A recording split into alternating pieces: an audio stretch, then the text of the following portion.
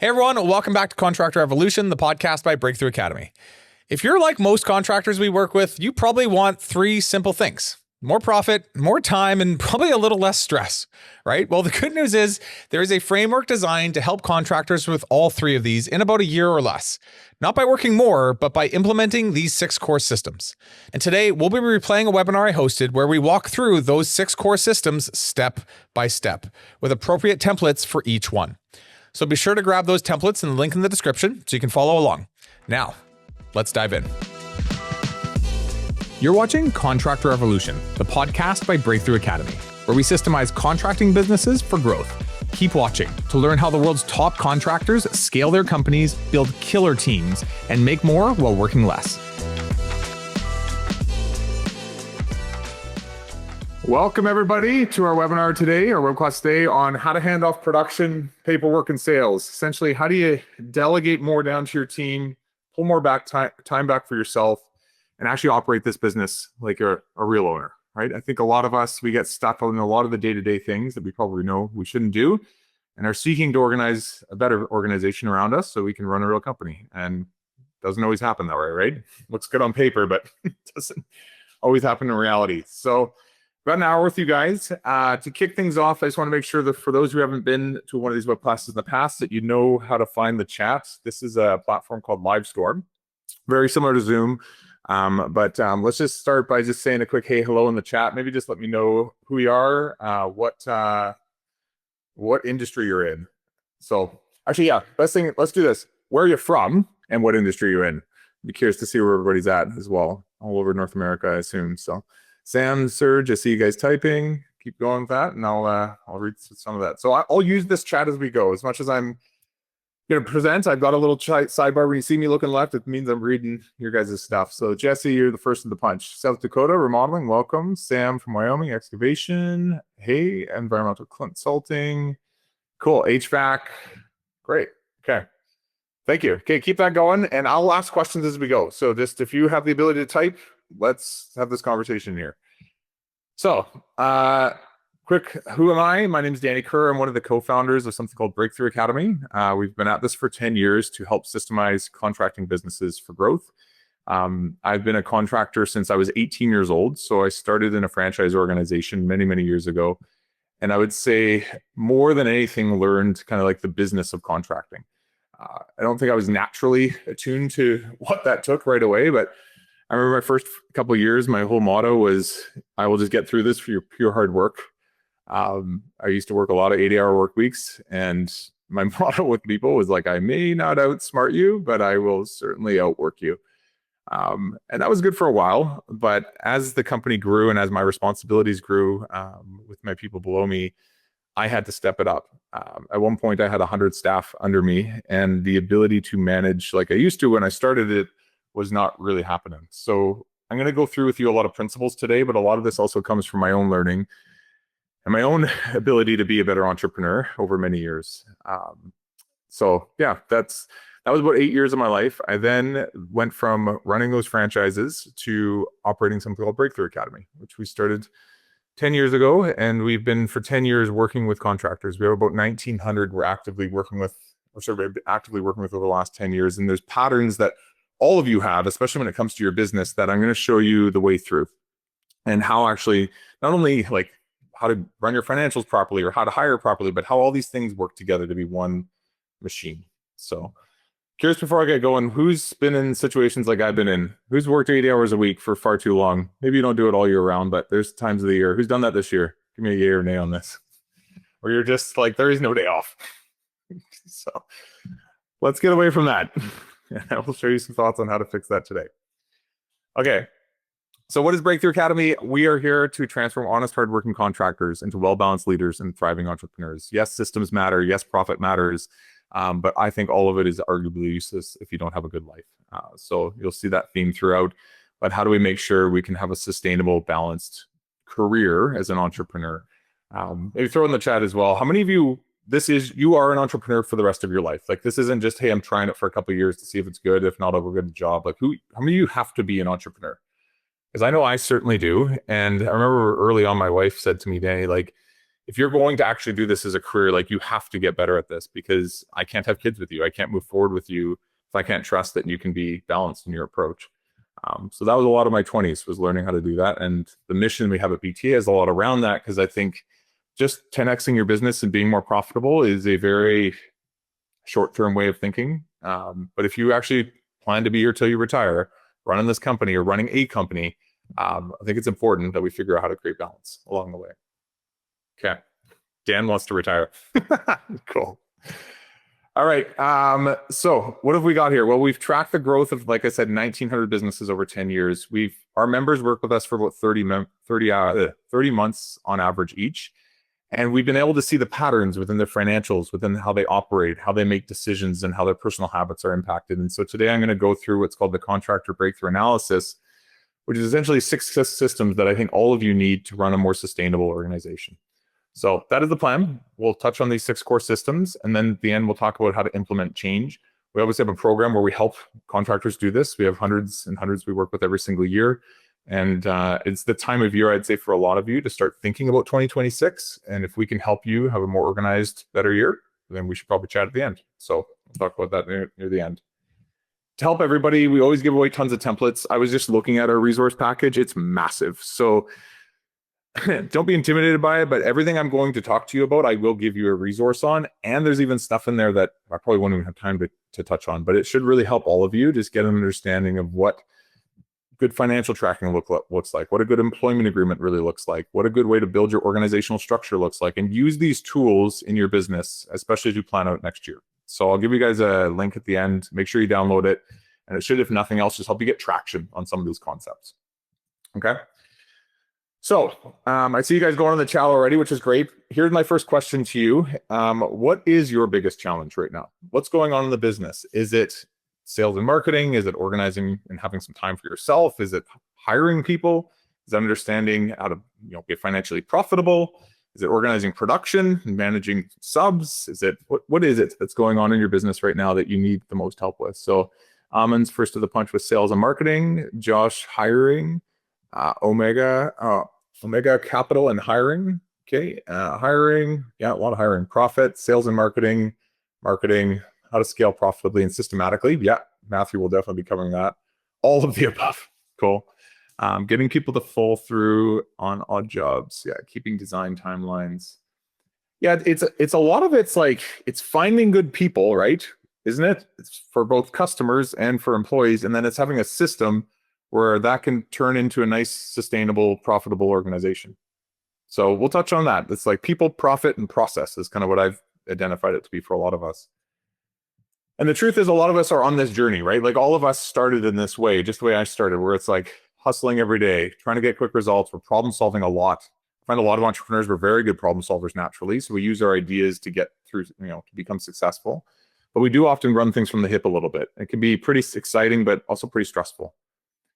How many of you are here even on this webinar because you're seeking a better way to do things, like more of an enterprise level way of being an entrepreneur, where you have more controlled effort, predictable results, you're out of the day-to-day a bit, right? You're focused on implementing systems, developing good people, you know your numbers, right? You have SOPs in place. How many of you feel this?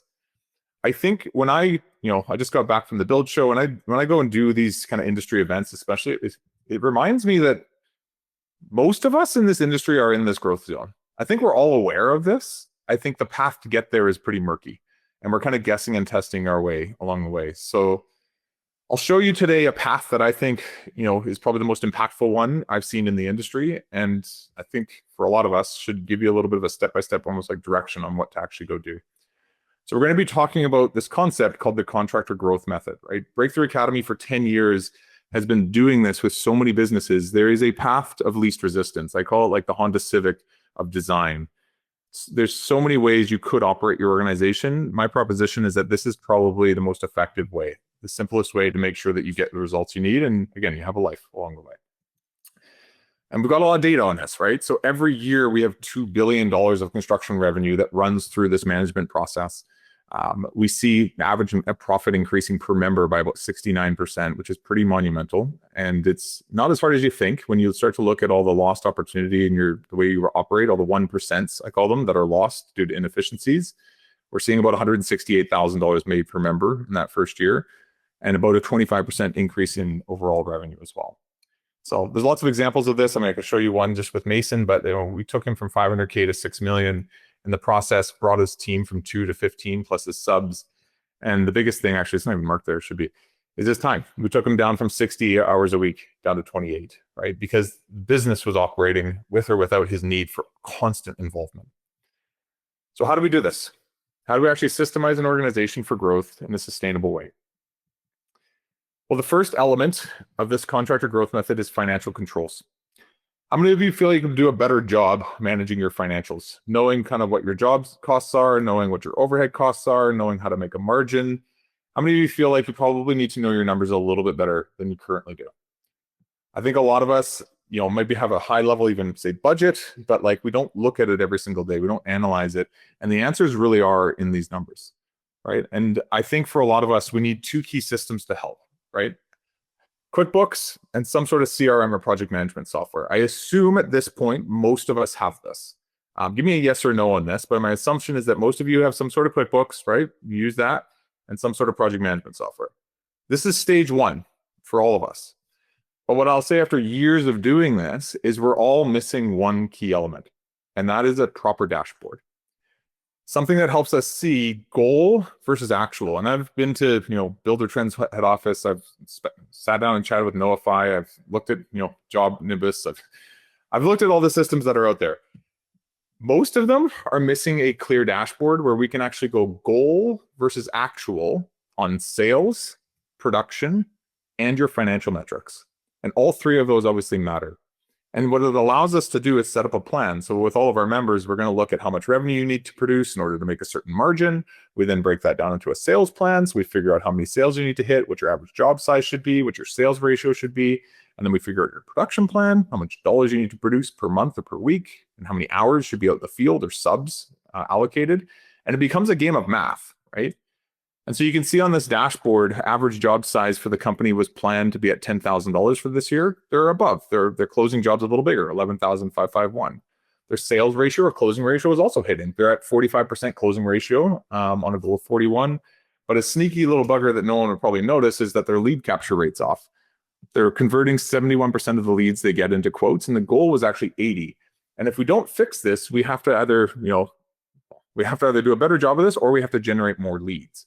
And so I have, as an owner, can look at this early on in the year and see this trend and start to decide, is this because we're not getting back to our leads fast enough? Is it because maybe we're getting too many paid leads that aren't really serious? Or maybe we joined this Angie's List thing that all looks good because it gives us lots of leads, but they're all garbage. Like, what's causing this degradation of my lead capture? And I can either fix it, problem solve it and fix it, or I can go and get more leads. But being aware of this actually helps me target where to put my time, money, energy, and effort, right? So with all of our members, we have a dashboard with them. Every 2 weeks, we're reviewing these metrics. And then below, we're setting goals on what to go after and what to change. Because I think as the business gets bigger, we get less aware of what's truly wrong. And we'll start to make gut calls like we always have, which always has made us successful. And those gut calls can sometimes cost us. Question to you guys, how many of you guys have spent a month on something, whether it's hiring the wrong person, starting the wrong type of project, going after a new CRM or new software, or just you're excited about something because it feels good. And then a month or two later, you realize it was a complete waste of time for you and your team. Who's had this? I certainly have, right? And it's being aware of the numbers of your organization, the goals versus the actuals, that actually helps you pinpoint not only your gut, your feelings, but your head, like actually make intuitive decisions, right? There's a difference between blind risk and educated risk. And a dashboard is a first step for a lot of us. Okay. So this is the first piece. And actually, just to give you guys an idea, one of the things we're going to give you guys today, let's see if I can pull this up, is a example dashboard. So you can play around with this, but it incorporates your strategic plan, your implementation plan, helps you with bookings and sales, and like track the numbers of the business, which is pretty cool. And that'll be in your download package. So make sure you look out for that. So how do we turn these insights into actions? Well, I find most owners, once they know all these numbers, they feel a little safer. They feel a little more secure in their ability to go make the change, but their people don't really get it. And so you have to go and start to define the roles within your company. How many of you feel this right now? Your team isn't quite as aligned with what you want to go achieve, your long-term vision, because their roles aren't defined. They're stepping over each other. They're repeating each other's work, and there's a bit of rub in all of this. And actually, as a result, you often, as an owner, are doing a little bit of everybody's job. How many of you feel this in the company right now? Give me some yeah or nays on this. The first step to helping with this is to build an organizational structure, which again, I know from talking to a lot of you that we do this. Give me yes or no's on this, but I think a lot of you build this. But what you're missing is because you don't know your numbers as well as you probably should, you're not able to give everybody in the company a number to go achieve. What these numbers are called are deliverables. And what you want to be doing in the company is thinking through what are the quality, volume, and profit metrics that matter most in our company, again, from our dashboard, that I can bring down to each role in my organization. So I don't have to micromanage everybody and everything. They know that their job is to achieve these numbers, right? So, Christopher Columbus, this project manager, is trying to achieve 3.1 million in produced revenue with a 95% customer service rating and is in charge of hiring. The true crew leaders are in charge of the breakdown of that revenue, so 1.5 and 1.6. They don't know as much about customer satisfaction, so they're in charge of hitting crew. Or sorry, they don't have as much control over some of the other specific numbers. So they're in charge of the crew hitting their budgets, their hours budgets, because that's where costs can be the most controlled for them. But everybody has a number that they're directly in charge of, and if they achieve that number, they know that they've done their job.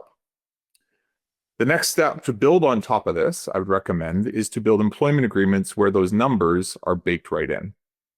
So at the top of any agreement, you want to start with the deliverables. What are the numbers you need to achieve to be worth your weight to the organization?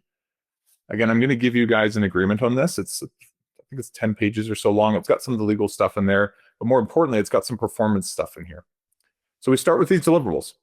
We use them to then define what the person's accountabilities are. What is it you do in your job, right? So for deliverable 1, aka delivering projects on budget and on schedule, or 2.5 million at a 44% margin, that's kind of this person's goal. Here is yours accountabilities. Here's the things you need to do in your job. And so for each deliverable, we have an accountability section. And this way, I'm not saying, hey, the crews are behind on schedule, or hey, you're not selling enough, or hey, quality's down. It's not subjective anymore. I can say we're behind on production by 10%. We have quality ratings at an 8 out of 10 when it should be at 9.5 out of 10. And we can talk numbers and then relate that back to what actions of their job they're doing or not doing. Next big thing in an agreement is to make sure you have a reporting section. Who do they report to on all these metrics? When do they report in? What are they reporting on, right? And then to make sure what's good for them is good for you guys, you want to incorporate their bonus structure to these deliverables, right? So this brings clarity to the individual. They understand what their job is, what it's not, and what they need to go achieve for the year. And you kind of gamify this whole situation for them. Now, to do a good job as a leader, this was a big thing I had to learn, was not to just give them numbers and set them off on their way, but to become their coach. And so I had to set up, now I didn't do this with everybody on my team, but anyone who's running production, running sales, or running my office, my job was to help them. Actually, if you look back here at this org structure, you can see this is also defining who reports to who. So you can see the president here is reporting to 3 main people. They're then running the teams. And so within that, I'm doing something called GSNR with each one of those 3, where I'm keeping a pulse on what's happening in their business. I'm holding accountability to these goals, and I'm providing any clear direction and support with them. You see, I find our team might have an idea of what they should go do for the next couple of weeks, but if I leave them without any oversight, they can spend a week or 2 doing things that are totally useless. And so GSR helps align them to the goal every 2 weeks. This is often how often I meet with them. So every 2 weeks we're sitting down, we're going over their goals versus their actuals, and I'm becoming more of their coach than their boss. And so we use a dashboard that looks something like this. I'm going to give you guys an example dashboard of this as well, so you can check this out. But it's for each major employee that runs part of your company to have their annual deliverables front and center, and then a place for them to set goals and look at last week. How did their goals go? Where did they hit? Where did they miss? By how much and why? And then what are their goals for the next 2 weeks? And what are they focused on? This allows you to manage and lead your team without having to micromanage every part of who they are, and not also just leave them completely high and dry to go figure it out without enough communication. How many of you do something like this right now? You have goals for your team, you have goal setting review meetings, and you're driving your team up based on performance. Teddy asks, who is responsible for updating the dashboard? It's a great question, Teddy. So On Fridays, I usually get my team to do their update, and they'll be putting in how things have gone. They'll be spending some time reflecting. And then on Monday mornings, I'm often doing my prep. So I'm reviewing each person, what they thought their goals should be, how things actually went. And then I'm getting into about a half an hour long meeting with each one of them on Monday afternoons. And that way I'm setting up their week for success. So they spend the rest of their week doing good things. And there's often goals that we change or initiatives that they change because I realize, hey, this is not quite as important as you think it is. And I'm there to help guide them in that. Okay. If you want to get more into GSR, I did do an episode on this. Aaron, if you want to throw this in the chat, but this will step you through more of like how to do a GSR step by step. So for those of you who can see you do a light version of this, that's good. I want to build some robust process around this. Now, for this level of accountability to work, let me know this. What do you need to be able to drive results within people? What kind of people do you need? What's important about your team to have this level of accountability? So Teddy says trust. Yeah, that's a big one. What else? Let me know. What is missing to have this level of an accountability process with your team? Consequences. Yeah. Patience, rationale. Totally. It's skill. Yeah. A-level team players. And you need to have good people. You need to have people that are aligned, that want to be held accountable. Right? I won't get into it as much today, but there's a thing that you actually need to interview people on, which is called attainment. It's the preference to set and hit goals. And so you need to have good hiring systems. Now, I could teach, a class all day on hiring. I used to spend a lot of years hiring, but here's one trick I would say for all of us that I find a lot of us are missing. To have a good hiring campaign, you need to be able to understand who your ideal candidate even is. So yes or no on this, how many of you have an ideal customer? Maybe you did it with a marketing agency, maybe you just have it somewhere in your files, but how many of you know who your customer is, right? How many of you know who your ideal candidate is though, right? Who is the person that would work hard for you, that would love getting up in the morning and producing for you? Who would get along with these types of goals and excel and thrive? I'm sure in your head you have some level of it, but not many of us have this actually written down. And so my first recommendation would be to think about this, and I'm going to show you a way to do this in a second, but know that once this is established, this will actually help you reverse engineer the entire recruiting funnel for that specific actually role, interestingly enough. So if I'm looking for a project manager, for my company, I need to define what that person's all about, what their strengths are, what their weaknesses are, what they love about their job, what they hate about their job, what gets them up in the morning, and use that to help design my job postings. Use that to help me make sure I can generate the right types of applicants. When I do my interview setup calls, I have some questions because I know what I'm actually looking for versus just random questions. Behavioral interviewing, I know what traits to actually look for in a person, and I can make sure my selection is accurate. So I'm going to give you an exercise to do on this, but I think a lot of us will go out and start to recruit and not fully understand who we're actually looking for. And then when we finally have the final candidates in front of us, we just kind of pick the best of who we met with that month or that week, right? So I recommend you go through this exercise, and this will help you dial in who you're actually looking for. The first time I ever did this is a good example of this. I was hiring a project manager actually, and I sat down with my best person and I said, man, I love to know what you love about this job. What do you hate about this job? What gets you up in the morning? Why do you stick around with me? Essentially, why are you here? And he said to me things like, Danny, I love that you're my coach more than my boss, right? I love that you give me freedom and autonomy to drive crews in my own way. I love that you give me bonuses for hitting goals.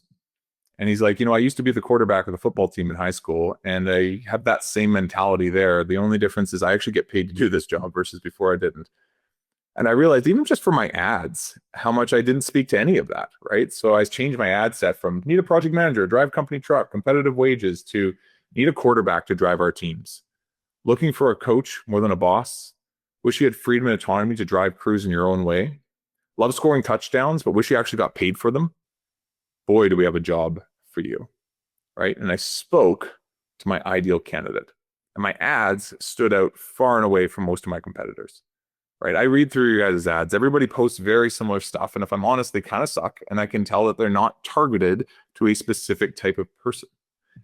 And you'll find when you do this, you're going to get people that apply to you that actually write you in the email that when they send you a resume saying, hey man, I read through your ad and I don't know who you are, but we need to talk. Like that is me, right? And so when you speak to an individual versus too broadly, that you start to get way better results.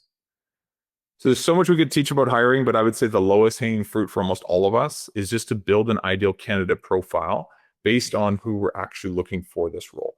And the only way we're going to be able to build an ideal candidate profile is to know what the role actually is, right? So it's defined with a employment agreement and a part of the org structure where they hit, right? You guys notice so far how some of this is connected, right? I'm defining my KPIs, my goals for the company. I'm building those into the org structure. I'm then building those into the employment agreements, and then I'm using that to help identify my ideal candidate, and I can use that to drive my recruiting campaigns. A lot of things I talked about today are good concepts, but what's probably most important for all of you is to like realize like this is one machine. This is one business mechanism that drives the entire organization. Okay. If you want to look more into just recruiting processes, Aaron, I don't know if you have a link for this, but Brad Gordon is a really good example of this. We took his net from 7 to 15 along the way. But really recruiting was one of the biggest things that drove a lot of his success. So Aaron, if you're able to share a link on that, would be helpful. Okay, as we all know, we're busy hiring, and I do believe that is 50% of the battle. But if you hire good people, what must you have ready for them on the back end to make sure they stick around? If hiring is 50% of the battle, what's the other 50% to develop good people? Let me know. Systems, Teddy says. Yes. But specifically to systems, it's the training and onboarding systems, right? It's the understanding that what I'm holding you accountable to in your job has to be defined within my organization. Otherwise, you're going to invent your own way. How many of you have hired a really good person on paper that has lots of experience and you leave them just to go rip because they've apparently got the experience they need, and you come back a few weeks to a month later and they've created just a big old mess? Who's found this? People that look good on paper, you hire them, you're excited about them, but you didn't train them, you let them kind of go, and they're completely offside, right? Because as a company, we have to define our processes. So Teddy says systems. Yeah, for sure, Teddy, systems. But systems on what this role needs to go achieve and what success actually looks like. So to do this properly, the first thing we need to do is build an onboarding checklist. This is the simplest thing. If you don't have this, I highly recommend you start to think through this. But when you've built a good employment agreement with key accountabilities of what that role actually is, you need to actually stare at that and think through, do I actually have a checklist of all the skills and tasks required to achieve those things? And do I have a way to train that into that person's role, right? You never want to assume. You always want a way to make sure this is the skills checklist, this is the tasks checklist, and I'm going to, when I train you, check off that we've gone through each one of these things together, right? Now, if you want to go deeper, which I do recommend we do, we need a way to show what success looks like. So for each task or for each thing that person needs to do, so you can see in this example, this is about setting up a sales appointment. We need a step-by-step walkthrough of how to do that properly, right? So these are called competency models, or a simpler way to look at them is just like a skills checklist. And so I can use this during training and be like, this is how we set up a sales appointment. And I'll show them the checklist, and I'll be going through it with them and checking off as we show them each element of what a good sales appointment setup looks like. I'll then give this to them so they could use this at any point they want. They can access it while they're in their day-to-day operations. And then the kicker is that I also use this same format to evaluate their performance. So if I'm doing a performance evaluation on how they're doing, it's not just based on how I feel about them. It's based on their ability to achieve the tasks specific to how they're laid out in their role, right? In these competency models. So it's used during training. It's referenced for them whenever they need it. And then it's for you to come back and do an evaluation on. So you can see at the top, these things have a completed successfully check mark, a partially completed, or a not completed mark. And so for each element of this, sales appointment setup as an example, you can mark off what they've done well, what they haven't done well, and start to really pinpoint areas for improvement, right? This creates a lot more clarity versus like, you need to be better at setting up sales appointments. It's like, no, what specifically what did I miss on? And then to take it even deeper is you can start to build standard operating procedures around these checklists, right? So these are clearly documented ways, both written, visual, auditory, so video, stuff like that, to show what great looks like. So when somebody's not doing well in a certain area, it's not just up to you to tell them out of what's on the top of your head, or for someone on your team to just tell them out of what's in their head, there's a documented way to do it, and there's a way to reference it. And I don't have people read through these front cover to back cover. They can see this one's 50 pages long. But what I do have them do is reference it as like a code book for their job, right? So I'm saying, hey, you failed in these 3 areas. I want you to go review essentially the textbook on how to do it properly, and just review page 50 and page 36, and then I'm going to come back and evaluate you, right? But now there's a way of doing things in the company. Now these can evolve over time, but what's important is you have a base standard that this is how we do things in our organization. How many of you feel like you probably need a better way or a better documented way of doing things in the company? Like things are just getting a little bit, whatever, everybody does it their own way. I find with growth, it becomes a big thing, right? When it's just you with a few people, it's not as big of a deal. But as you get 10, 15, 20, 50, 100 staff, which I had at one point, whatever isn't documented is usually where the problem actually lies. So start with stuff like this.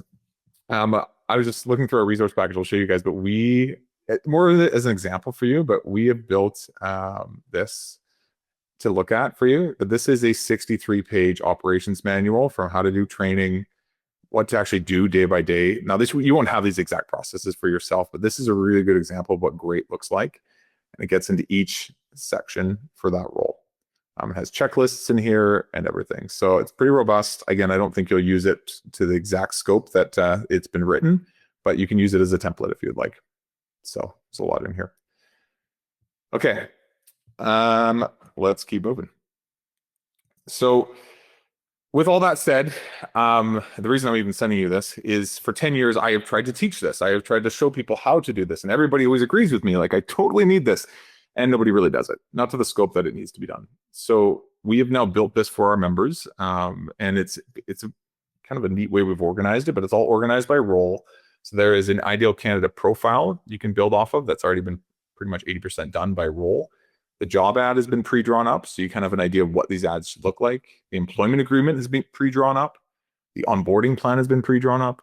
The goal-setting meeting structure has been pre-drawn up, and probably the big kahuna that we spent the most time on is the standard operating procedures have been all drawn up by role. So me coming from franchising, I've been just taking these same principles and being like, how do we build a franchise level experience for our members without them having to buy a franchise? And this was a big one. Anyway, all of it's done to about 80% scope. It gives you a lot of space to put in your own logo and put in your own specifics and delete our stuff, but at least you have a template to work off of, and it's all organized by role. So you can work on it based on the roles that you have in your organization. Okay. Like I said, for today, I'm going to give you some checklists on this and some manuals to reference for yourself. So as the company grows, we've started to understand how to drive our organization and our people. What do we need to be confident in to keep investing in hiring more people and putting in more overhead? And what do we need to know we've kind of like got coming? Kind of giving it away. To invest in this growth, what must we predictably have? Work upcoming, for sure. Yeah, I don't have one. Yeah, totally. So we need to have a good sales and marketing process. And we need to understand the levers that turn up and turn down leads, estimates, jobs, and dollars, right? So the first step I would say for a lot of you, especially it's, October right now? By end of year, I would recommend all of you do what's called a lead source distribution chart analysis. Take a look at what actually brought you an ROI to your company, right? So you can do this if your system tags all the leads that come in by lead source. If they don't, you can do this by downloading all of your leads and manually starting to put in what you know. But what I recommend is you start to get an idea of what created an ROI and what did not, right? So you can see here, we've got vehicle wraps, job site signage, company attire, all this stuff. They all generated a different amount of leads. They all generated some estimates and some dollars, jobs booked. I can see the sales ratio by source. So what's like a really low converter? Looks like our home shows are not converting well. And then I can see the dollars booked from all of it and the money spent. And probably the most important column here is the ROI multiple. So on average, I'm getting $21 for every dollar I spend in marketing. Good to know. So arguably anything below my average, I might want to look at a little more and see, is it actually worth putting more marketing dollars into? Anything above my average, I might want to look at why that's happening and see if I can double down on those things. But just by doing this exercise alone, you can take more control of all the money that's being spent in marketing and actually start to decide, how do I want to delegate this out next year? Because again, when you're a smaller business, you do this with your gut. You're kind of like, that felt like we got a lot of leads from doing that, whatever, paid ad thing, or felt like we got a lot of leads from doing that home show. But when you really look at the data, you start to see what's really going on. Like home shows, yeah, they generated 100 leads, but we only generated a 13 times ROI multiple on it. And we filtered through a ton of leads, which didn't really go anywhere, right? So food for thought on this one, but build a lead source distribution tracking chart to just analyze this at least once a year. The other thing I would recommend looking at is the difference between passive and active tactics, and what do you have in your business, right? So passive tactics are things where the customer comes to you. Active tactics are things where you go to the customer. How many of you have had a slower year than you anticipated this year? Give me a yes or a no on this, because I know different industries, different areas of the United States and Canada have been a little different. But give me a yay or nay on this. I actually would love to see a bit of a poll. So yes, slower, yes, no, about on track. Okay, good. No, slightly slower, cool. So, and actually, how many of you operated in 2008, which was a bit more of a disruptive year than we're having now? But how many of you operated then? Because I remember in 2008, I was operating, and I remember getting very few leads. And I remember talking to my coach about it at the time, and he had basically said, look, man, there's one thing you have to realize. Even in the worst recession ever, there's still billions of dollars in transactions flying through the air every single day. And it's your job as an entrepreneur to figure out how to reach out there and grab it. And what I wasn't doing was a lot of these active tactics, right? I was sitting back and waiting for leads to come in my way. And yeah, they were slowing down. And so I doubled down on some of the stuff. I put way more signs up, put way more flyers up. We did a really good on-site marketing presence. And then I hired a bunch of door-to-door knockers, actually, to go door-to-door. In doing that, I had a lever that I could pull up or down to control how many leads I required to hit my goals. What I noticed was that my average job size went down by about 20%, and my closing ratio went down by about 15%. And in seeing that, I was able to be like, right, this is a math formula. Like, to get this much revenue with this average job size, with this closing ratio, I need to get this many leads. And I wasn't getting enough leads.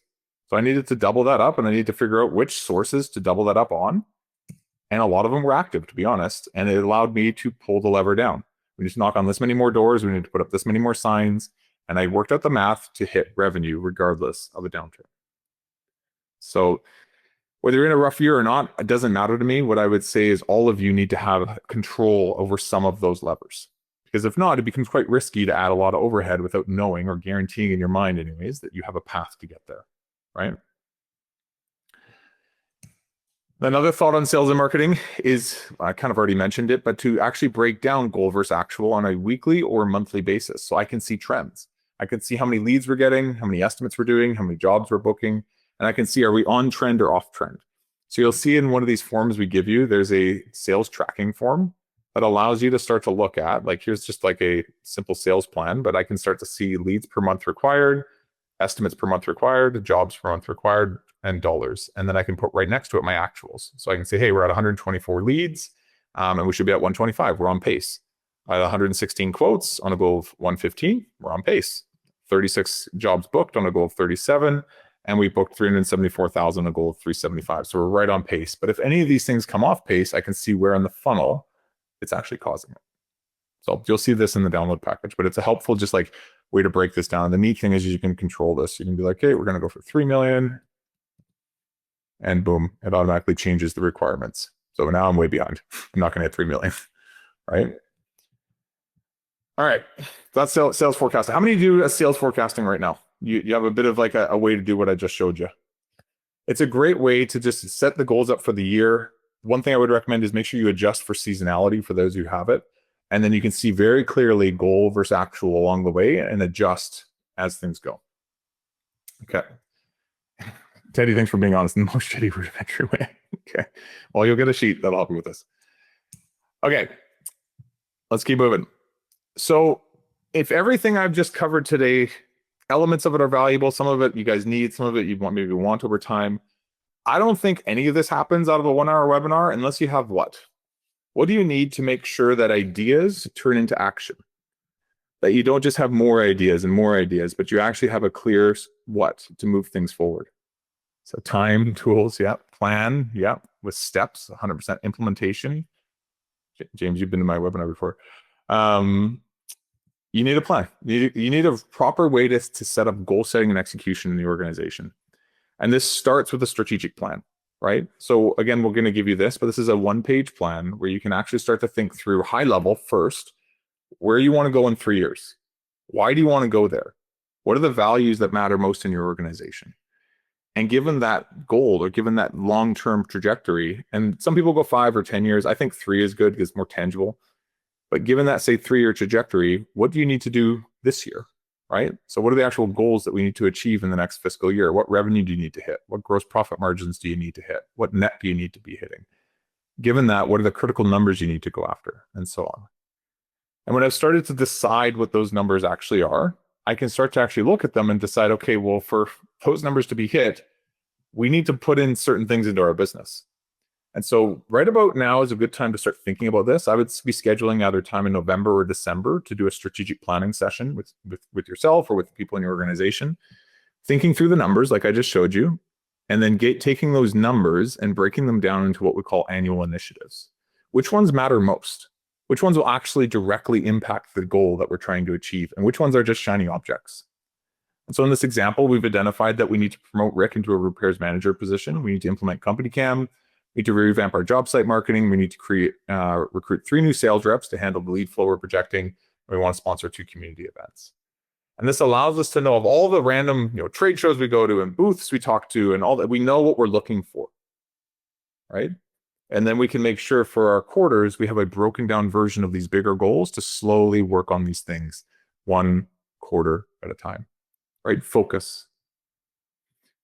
How many of you probably need to focus a little more than you currently are? Like you find 1 quarter, you're all about one thing, and then you shift strategies and your team gets a little bit thrown off by it, right? If you don't know where you're going and it's not clearly defined, that's easy to happen. But if you have a strategic plan and you understand where you're heading, this is something that will really help orient you and your team on what truly actually matters. Okay? You can take it further. You can break these quarterly rocks down into what we call a critical path. So for developing V1 of job site marketing campaign, we're going to be researching designers and print companies. We're going to get Jody to get in charge of that.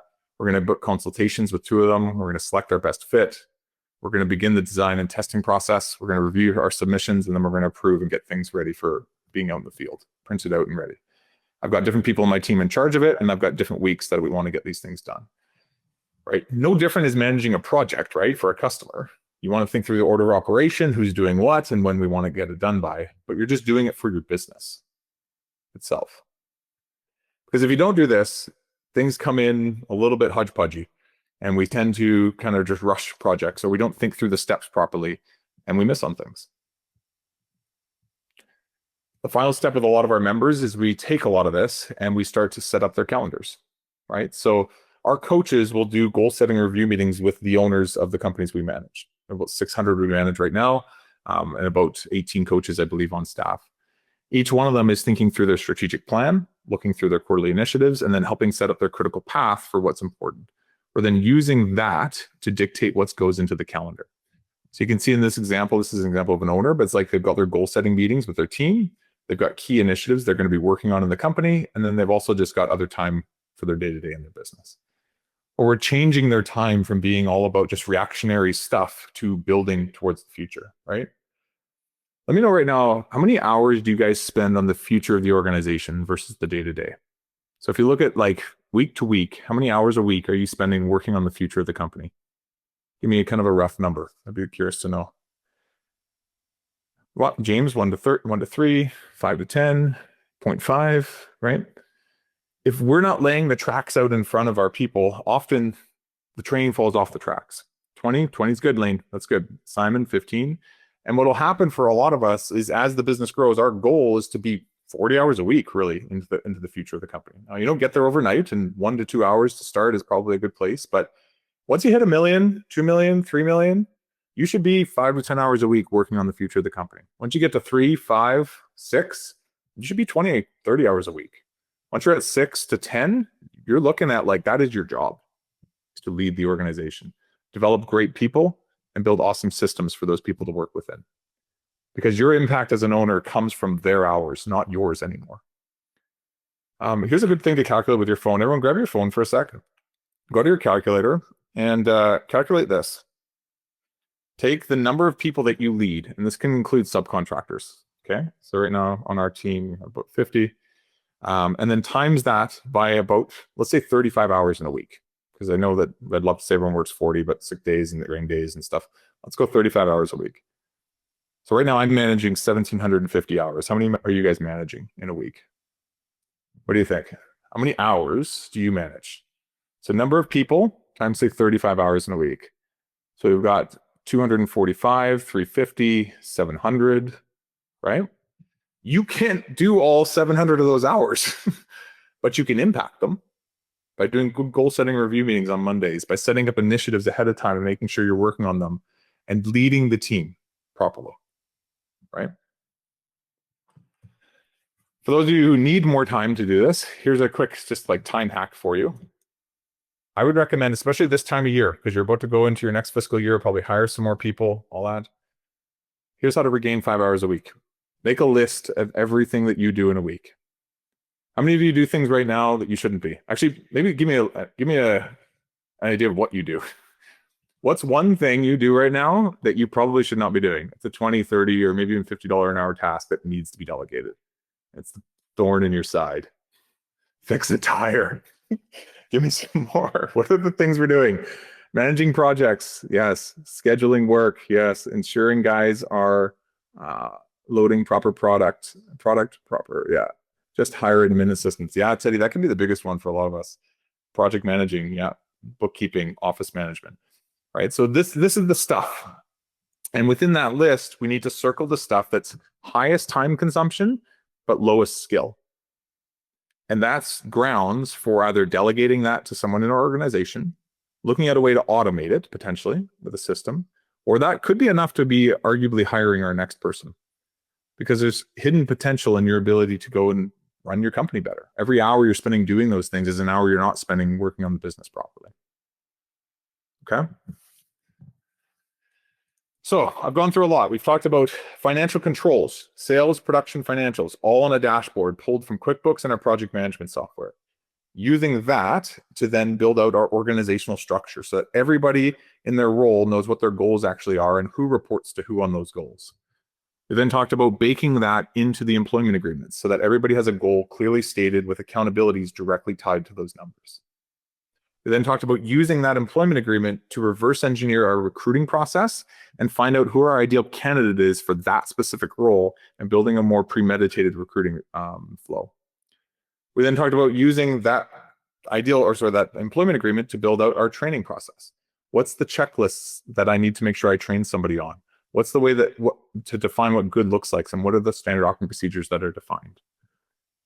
We then talked about using all of that system to guarantee a sales or a production roadmap where we need to have sales and marketing dialed to understand where we're getting leads, where we're not, what's creating an ROI, what's not, and track goal versus actual on our sales process. And finally, wrapping all of that into a strategic plan where we know where we're going 3 years from now. We know what that means for this fiscal year, what initiatives we're going after, and which ones we're not, probably most importantly. And then how that pertains down to our activities in our calendar, what we actually do to work on the business while still maintaining the day-to-day.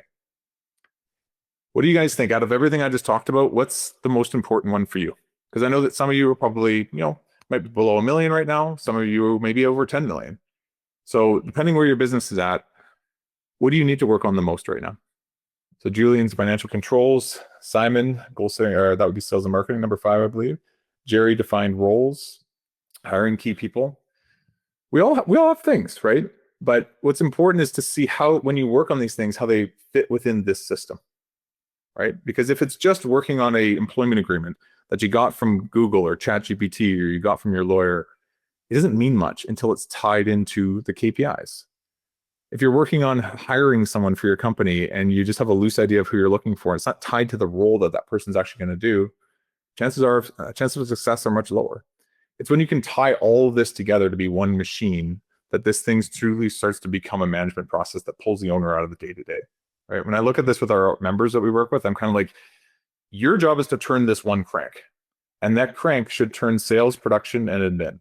And the operations of the business should be operated by those down legs. And yes, I get not all of us have those people in those roles yet, but the goal is to get each one of those legs built and be a master of driving and developing our people so that they can go run the company, right?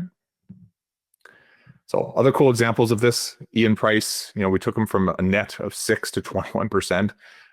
Took his hours down to half, from 80 down to 35 to 40.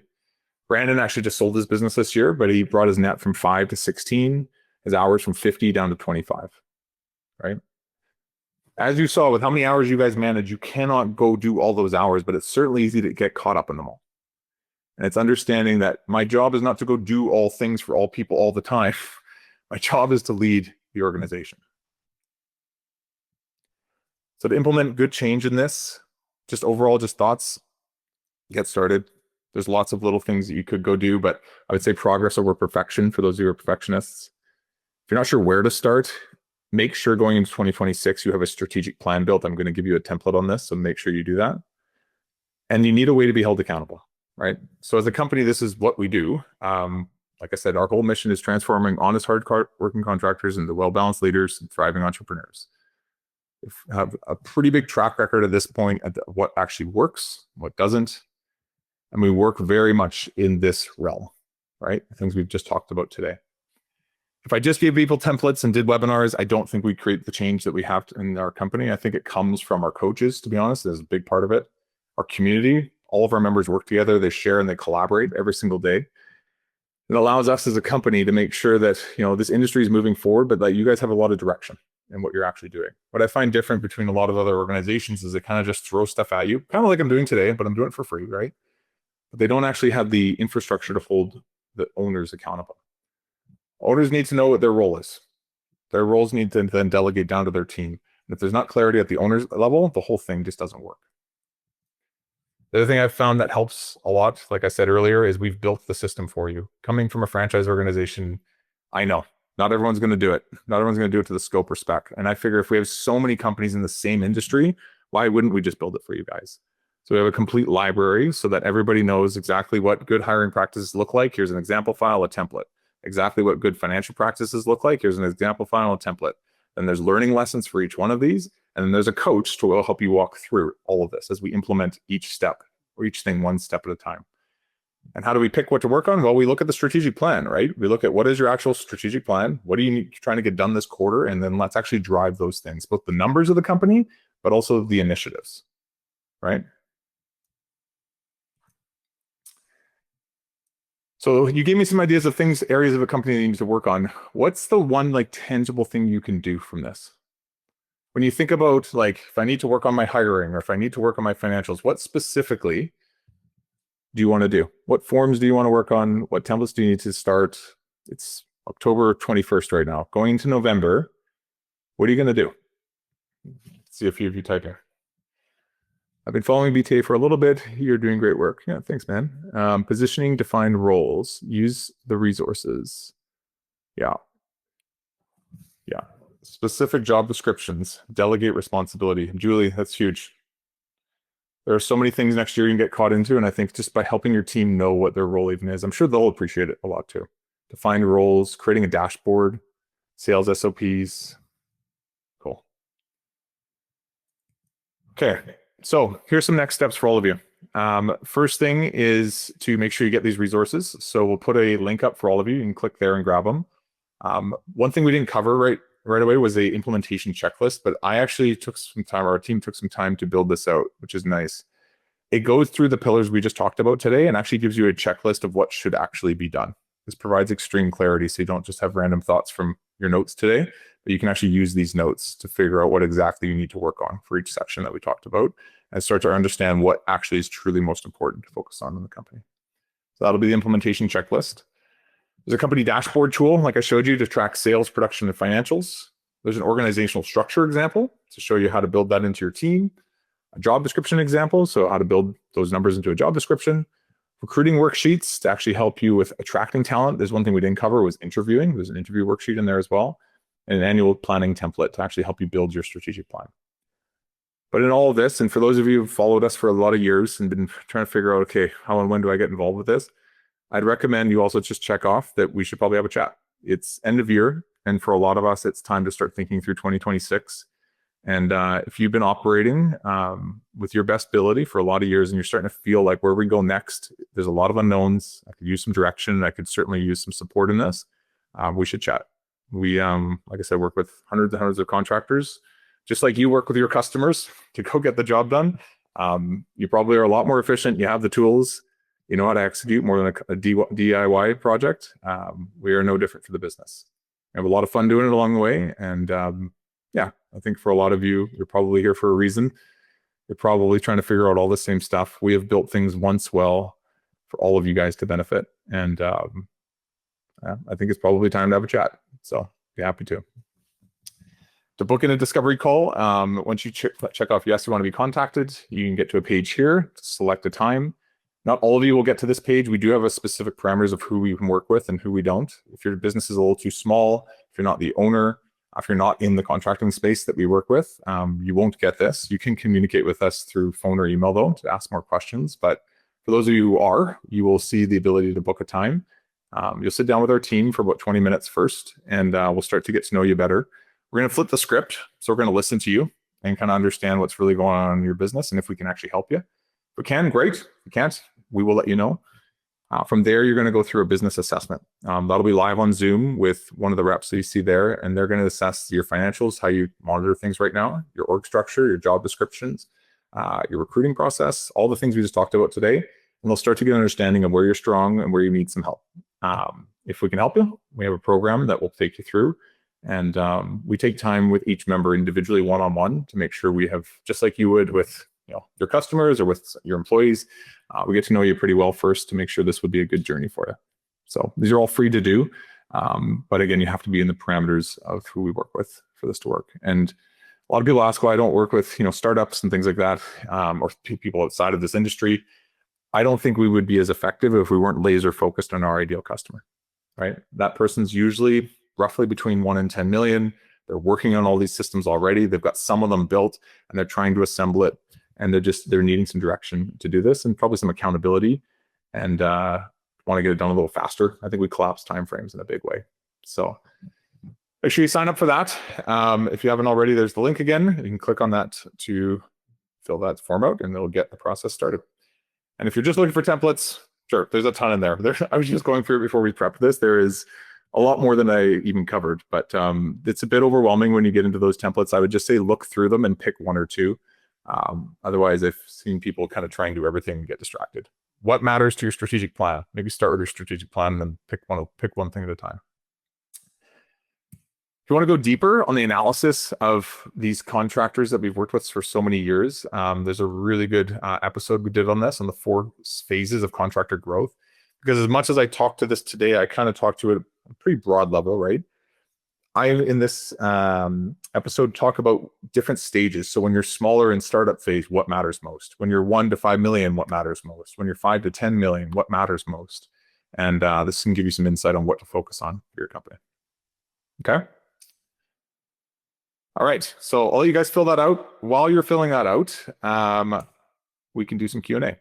So let me see. I saw some questions come in, and let me go to the questions that have come so far. I'll start to answer a few, but feel free to type answers in the chat, and I will go through some Q&A with you guys. So Julian, how do you get buy-in to block scheduling, priority management, or project management if you think this way, but the company owner lives in a reactionary world? Yeah, so Julian, I mean, it's speed of the leader, right? I think that at some level, I mean, so I'll tell you this, Julian, we don't work with not the owner, I guess you'd say, or people that are below the owner, because we can't create change without that owner's buy-in. So, I mean, the best thing I could say is maybe send them this recording and say, hey, can we have a look at this? It does require their buy-in for this to really work. So I'd love to give you a better answer. I mean, I think there are tons of things you can do, but I think ultimately if they're a mess, it does bleed down into the entire organization. Teddy says, what's the coaching structure for BTA, frequency of meetings, etc.? So Teddy, we do an initial 6-week onboarding with you where we're going through these 6 systems in a way more detailed way, where you're starting to build out your financial plan, your sales plan, your production plan, your recruiting plan, your org structure starts to get built. Like we're essentially building a business plan with you for 6 weeks. We're then bringing you into a coaching scenario where you're going to get paired with a coach and an industry group of peers that you're going to work with. The meeting structure, it depends on what you sign up for. There's different options, but it's roughly every week to 2 weeks that you're in a meeting of some sort. The one-on-ones can be every 2 weeks, every 3 weeks, or every month, depending on what you need. And there's a lot of group work we do as well, where we have contractors together, sharing, collaborating, and almost like a mastermind as well. So our team can go over it with you. It's also on our website if you want to read through a little more on it, but they'll take some time to show you the different ways we do it. But basically, everyone starts in a 6-week business planning process. Once we've got the business kind of thought through and we understand where the weak points are, all of you will take that plan and start to execute on it with the help of our coaching, our content, and our community. So Philip says, who do you recommend for startups? Coaching systems for renovations. I have some for painting. I have some for roofing. Do I have some for renos? Let me think through it, Philip. I don't have one offhand for renovations. Yeah. For painting and roofing, I do. So I'll ask my team. And if Philip, if you send us an email, I will look into this a little more for you and see if we can give you a good answer. Okay. What else? Who's for painting? Eric Barstow. So when most people that are sub 500K to maybe even $1 million, Eric Barstow is someone that I've become good friends with, and he's been a good guy we basically usually he'll build up the basics when somebody's just in startup mode, and then we will take them on from there. When is it time to focus on scaling versus increasing net profit, specifically for younger companies between one? Eric, that's a great question. So here's the thing, man. If your margins are too thin to really scale, do not scale. You need to probably go through job costing more than anything and understand where you're profitable. You likely need to increase prices. Most smaller companies do not charge enough because they're not prepared to pay for the overhead required for a larger business.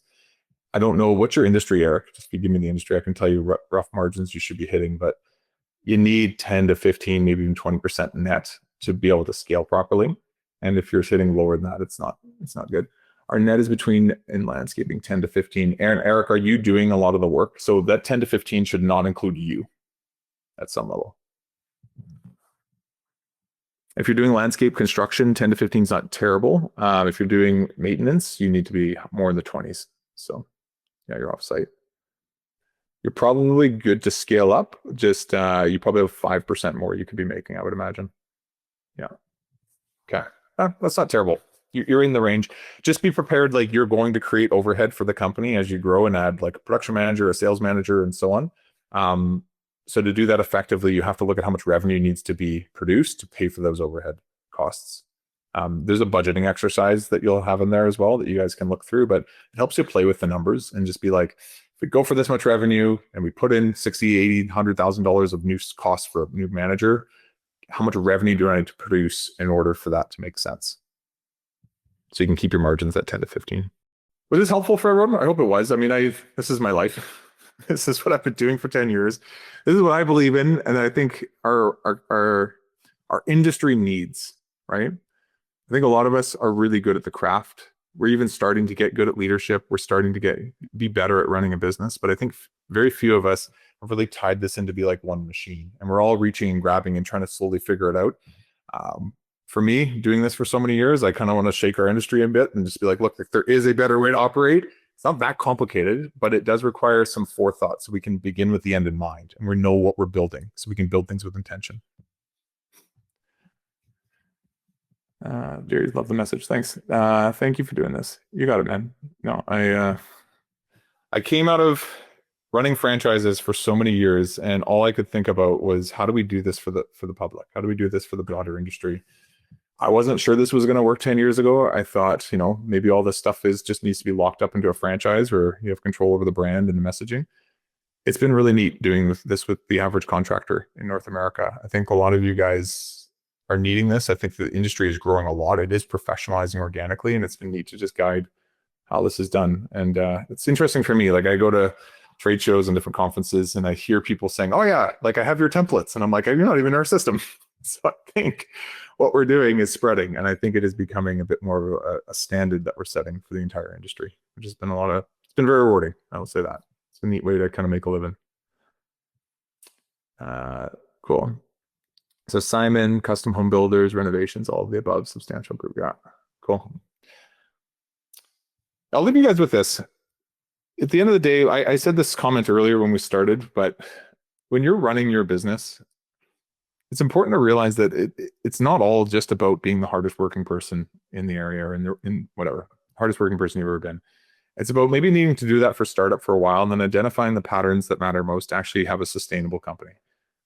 I've got 3 kids. I've got a wife. I'm sure a lot of you guys have families as well. And I don't think any of us should plan on being entrepreneurs for our career if it requires us to work 60, 80 hours a week. Success to me is having the money you want, right? There's certain things you may want to achieve in life through money. But more importantly, having the time you deserve, because we're not meant to just work, right? One thing I've been thinking a lot about in my life is how addicted I am to work and how much I love being an entrepreneur and how it does take away from other things, like my chance to be a really good dad, my chance to go on hikes. And I have a cool Jeep that I want to take out more often. And just by the time I'm 65 years old, 70 years old, I want to be very proud of who I was and what I did. And I look at a lot of, not even just entrepreneurs, executives, business people, they get caught in the work and that defines them. And that's all they know themselves to be. I would like to be defined by more than just, the work, right? I would like to be defined by a lot of things, my interests, my relationships. And I think that's important for a lot of us. We go through stages. When I was in my 20s, I was like all about just like pound. I'm 38 now. I'll be 40 soon. And I'm getting a little more introspective maybe. I'm just like who is daddy? What defines me? Right now, it's probably my wife and my kids, my business, my faith, and funny enough, my Jeep. Doing a lot of off-roading. But I'm enjoying it. And I think that's important to enjoy the journey. Like our values actually at BTA is just to be real, embrace the journey, and have a genuine care for people. So, okay. Well, if you guys have any more questions, I'm here. Can you give me metrics to aim for? What percentage of overhead, percentage of labor, etc.? So Eric, you're in landscaping? Yeah, landscaping. So let's think through this. Metrics for overhead. Well, let me say this, Eric. If you're in landscape construction, you should be making, I would say, about 30 to maybe top 40% gross profit. So that's profit after labor, subs, material. You then can spend 20 to 30% on overhead and then have the rest, say 10 to 20% net for yourself or for the company. If that gives you an idea. Labor percent varies widely, right? And you probably know this because you have some jobs with tons of material on them, some that have more just labor. So that can vary, but you should be targeting 30 to 40% gross profit off those jobs. If you're in service work, if you're doing like landscape maintenance, I would say more like 45 to 55%. Higher margins because there's more small jobs and there's more coordination and overhead required to service those jobs. And you're typing. Yeah, I'll let you type. Thank you. Yeah. Yeah, we get started with the program and hoping to get started. Cool. Teddy, I will see you for 2026. I hope to see you. What would a reasonable gross profit be for a home builder? Amin, tell me if you do custom homes, renovations. What's your average job size? Would help me, Amin. Because custom home builders can range from 5% net to 15, or even sometimes I've seen some of them 20 to 30 on the high end. But the larger the project, usually, the lower the margin. If you're doing cost plus, obviously that matters versus bid work. What is a reasonable gross profit for a home builder? Yeah, I mean, ideally, home builders, if you guys can be making 10%, that is a nice stable range. 15 would be pretty good. I have some of our members making 20 to 30, and it depends on how you charge and if you're charging for project management versus just cost plus and so on. But financing versus bootstrapping funds, yeah. There's a report that we've pulled on our members for average GP net profit and overhead costs by industry. I'll see if we can put that report in the downloads for you guys. Might help a little bit. Custom build and major renos. Yeah. So 750K to 1.5. Yeah. I mean, 8%. I wouldn't be lower than 8 is a good way to put it. So 8% would be like my bare minimum. I see the industry average as more like 2 to 4. I do not think that's sustainable. And I think you run a lot of risk if anything goes over on projects, or you miss a change order or a customer doesn't pay at the end. So I would say 8% would be your like bare minimum. And then I would be shooting to figure out how to even get 10 to 15. So yeah, happy to help. It was fun today. Hopefully it sounds like all of you guys got something out of it, which is great. If you need anything else, make sure you fill out this form. We will connect with you guys. We will see where we can help you in your organization. We have been designed specifically for, your industry. If you're between 1 and 10 million, I mean, basically we should probably chat so we can get into 2026 well with you, and we will start making change, and we'll start making sure this next year goes well. Okay. Thank you guys. Awesome hanging. And I will talk to you all later. Thanks so much for watching. If you thought today's episode was awesome, it probably means you should subscribe. You're going to get more Contractor Evolution episodes in your feed, and I'll see you next week.